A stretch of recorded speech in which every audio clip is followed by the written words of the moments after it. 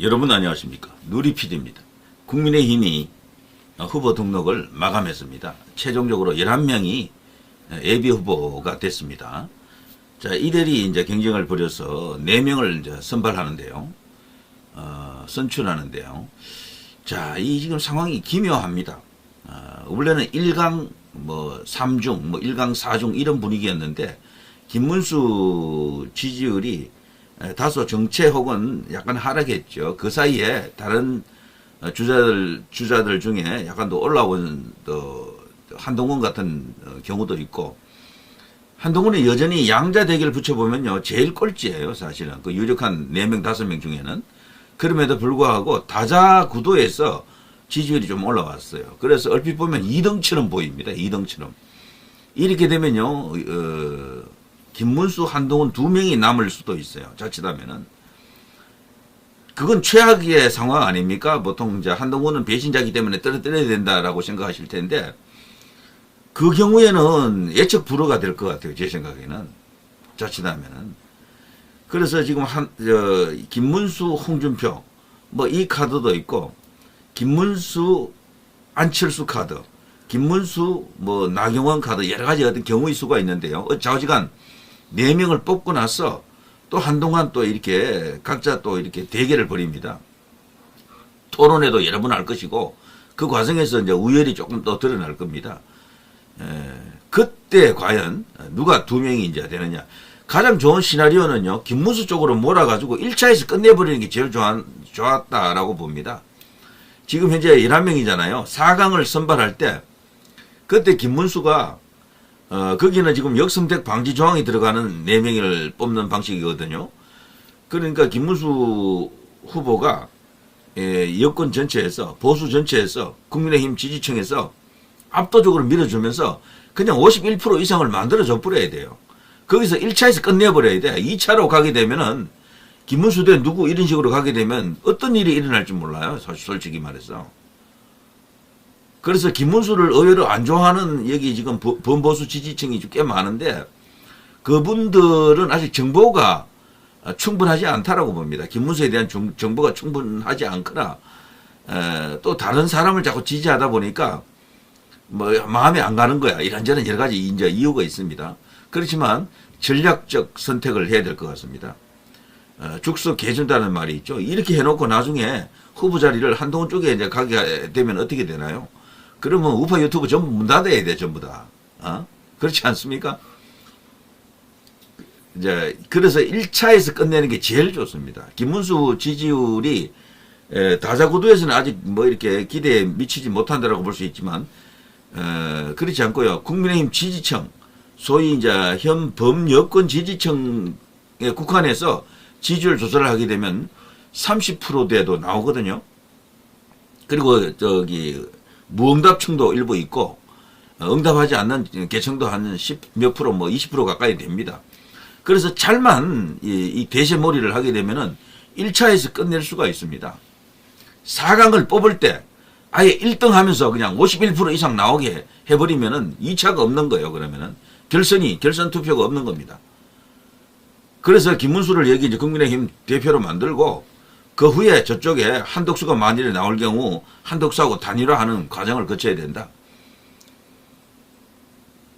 그러면 이재명을 잡을 수 있는 최소한의 어떤 조건은 만들어지는 거죠.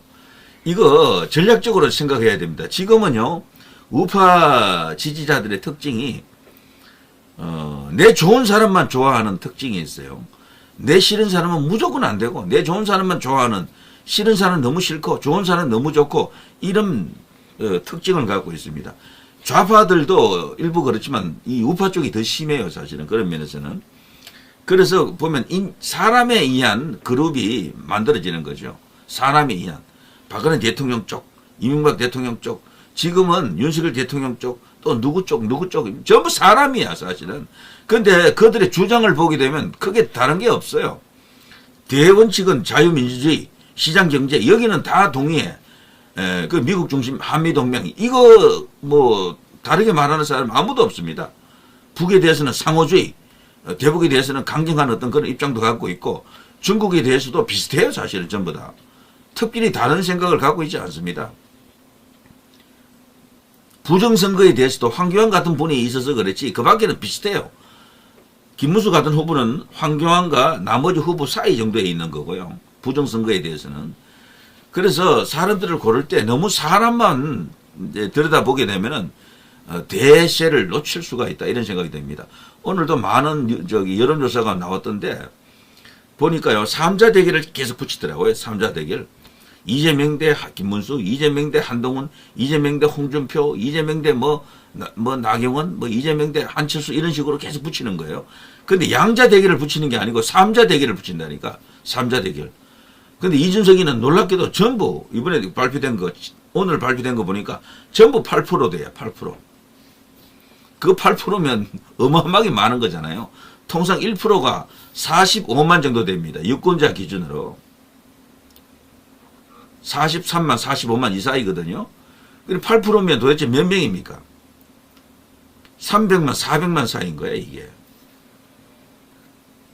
그러니까 이 이제 숫자적으로 나타나는 것 여기서 어떤 해답을 좀 찾을 필요가 있고요. 그리고 기본적으로 그럼에도 불구하고 이재명에게 아직 못 미쳐요. 네, 많이 못 미칩니다. 그런데 앞으로 향후 갈수록 상황 전개는 이재명은 지지율이 좀 빠질 겁니다. 어쨌거나 거기도 경선을 하잖아요. 3인 경선이죠. 김동연, 김경수가 나왔고요. 지금 지지율 동향을 보게 되면은 야권, 특히 이제 저 민주당 쪽은요, 야권이라고 말하기도 좀 우습네요. 그쪽이 마치 여당 같습니다. 제가 볼 때는. 이재명이가 혼자 한 50% 가까이 가져갑니다. 그리고 그 나머지 이제 두 사람들은 보면, 1%, 2% 요 수준이에요, 그냥. 게임이 안 되는 상황이야. 그렇지만, 막상 뚜껑을 열어보면요, 그렇지 않을 겁니다. 예전에 노무현 전 대통령도 대통령 되는 그 과정을 보게 되면은, 처음에는 덮보잡이었거든. 미미했어요. 그런데 이 울산에서 대박을 한번 치죠. 그때 이제 노사모들이 난리가 났고요. 그때부터 뭔가 이렇게 터졌죠. 물론 그걸 배후에서 뭔가 이렇게 조종했다라고 믿는 사람들도 꽤 있습니다. 왜냐하면 그때 벌써 김대중, 박지원 등등의 그 라인에서 벌써 뭔가를 준비했다라고 하지 않습니까? 그래서 이제 조작선거는 그때부터 시작되었다라고 이제 보는 시각이 있죠. 그 유명한 이야기입니다. 그거 이제 아시는 분들은 웬만큼 다 알고 있는 거죠. 아무튼 그런 과정을 거쳐서 노무현이 이제 경선에서 승리하면서 극적으로 대통령이 되죠. 물론 그 과정은 또 정몽준과 단일화라고 하는 그런 우여곡절을 겪었습니다. 원래는 지지율이 정몽준이 더 높았어요. 정몽준이. 2002년 월드컵 4강 신화 그 무렵에 정몽준은 정말 대단했었죠. 사실은 정몽준 이분이 그 당시에 여기는 이회창이 있으니까 도저히 어떻게 안 되니까 자기가 나름대로 제3지대에 가서 거기서 이제 뛰었는데 안타까운 일이죠. 원래는 당시 이제 한나라당이죠. 한나라당으로 들어가서 이회창하고 단일화를 했어야 됩니다. 이회창하고. 근데 이회창이 워낙 이제 그게 제왕적 총재 아니었습니까? 그 당시에. 거기는 들어가도 자기 조직도 없고 안 된다 싶으니까, 삼지대에서 뛰다가 노무현하고 단일화를 해버린 거지. 그 노무현은 단일화 없었으면은 이회창에게 안 될 것 같으니까 결국 그런, 궁여지책, 나름대로 자신들 입장에서는 묘수라 생각했겠죠. 그래서 단일화에 성공하고, 결국에는 대통령이 되고 말았죠. 그런 과정을 우리가 알고 있는 겁니다. 아무튼, 이번에도 말이죠. 그 비슷한 상황이 국민의힘 쪽에서 나타날 가능성도 있어요. 누군가 여기서 이제 후보가 되면은, 제3지대에서 한덕수가 되든 누군가가 있을 겁니다. 거기.